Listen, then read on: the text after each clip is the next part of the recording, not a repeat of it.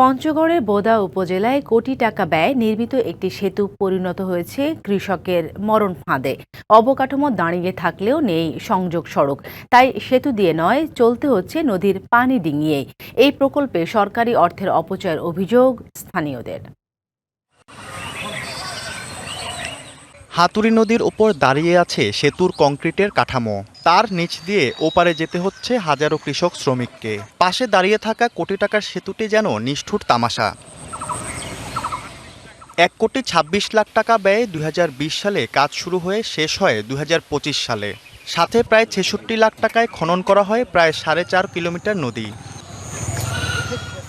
উদ্দেশ্য ছিল 628 হেক্টর জমির কৃষিতে পরিবর্তন আর কৃষক শ্রমজীবীর চলার পথ সহজ করা। কিন্তু প্রকল্পের কাজ শেষ হওয়ার পর দেখা মিলছে ভিন্ন চিত্রের। সংযোগ সড়ক ছাড়াই এখন পতিত সেতুটি, নদীও ভরাট হয়ে গেছে।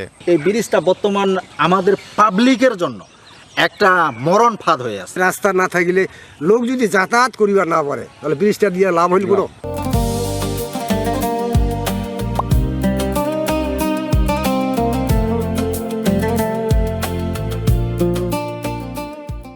সেতুর দুই পাশে প্রতিরক্ষা বাঁধ না থাকায় বর্ষায় ভাঙছে পার, নষ্ট হচ্ছে ফসল। উন্নয়নের বদলে গলার কাটা হয়ে দাঁড়িয়েছে ব্রিজটি। জমিনের উপর দিয়ে পানি স্রোত চলে আসছে, একটু আমার ক্ষতি আর মনতে বই ভাঙে চলে আসছে। পানি ঠিক মতো যাইতে পারে না, যার কারণে বর্ষাকাল হলে এই দিক পানিটা আরো ফসল এই দিক আছে, এই ফসলে এই দিক পানি আসে, সব ফসল নষ্ট হয়ে যায়। প্রয়োজন ছাড়াই বড় অঙ্কের এই প্রকল্প হাতে নেওয়া হয়েছে বলছে এলাকাবাসী। পাশাপাশি অনিয়ম ও বরাদ্দ 9/6-এর অভিযোগও তোলেন তারা। যদি রাস্তা থাকতো বলে, রাস্তা আছে, মানুষের চলাফেরা ভালো হচ্ছে, ওটাও নাই। আগে যেমন বন্ধ ছিল, এখন কিন্তু আবারও অনেকটা বালিটালি পড়ে ওটা বন্ধ হয়েছে, পানিটা থাকতেছে কম।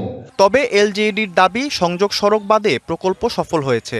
ওইখানে রেগুলেটর কাম ব্রিজ যে নির্মাণ করা হয়েছে, এটার উদ্দেশ্য ছিল পার্শ্ববর্তী ফসল ক্যারি করা। যেহেতু জমি ওখানে কালেকশন করা সম্ভব হয়নি, এই জন্য সংযোগ সড়কটি করা যায়নি। জনসম্পৃক্ত প্রকল্পের ব্যাপারে সরকারি কর্মকর্তা কর্মচারীদের আরও দায়িত্বশীল আচরণের পরামর্শ দিয়েছে এলাকাবাসী। DBC news desk.